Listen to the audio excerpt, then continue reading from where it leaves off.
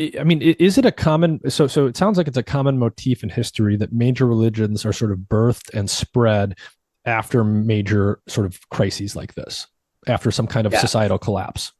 Yes. It's also, there's a handful of variables going on here. So the creation of coinage was what caused the Axial Age, where Mm, in the pre-Axial Age world, everything was based on a personal relationship or an IOU, yep. where let's say I'm a baker, you're a farmer, you give me a certain ratio of wheat, and in exchange, I give you a certain Yep. ratio of bread. Yeah.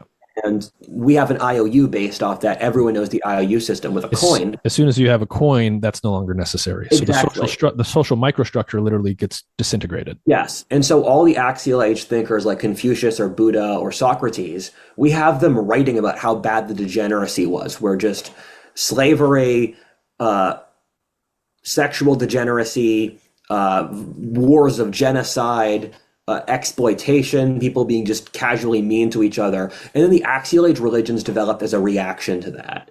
And you develop these religions when you have a big empire, because in India and China, their axial age philosophies just became the religions. That's Taoism, Confucianism, Buddhism, Hinduism. Asia stopped developing religiously after the Axial Age because the Axial Age religions just it served their purpose.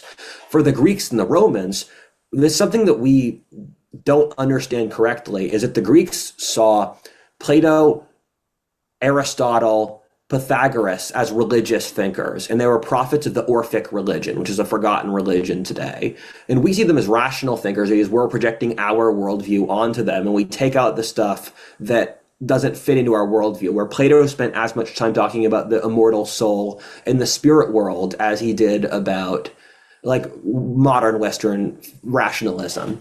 And the reason that though the Greek philosophers didn't evolve into a religion and Christianity took over the West, is that you develop religions in large empires where people feel their position in the status hierarchy is low because it's this continental sized empire.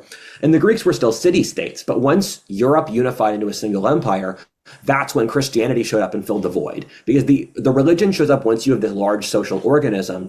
And then what happens after that is that the religion takes over society after the empire falls apart. So you first have the Great Empire, then you have the Dark Ages, and then the religion permeates the population even more so. And religions are popular in periods of harshness.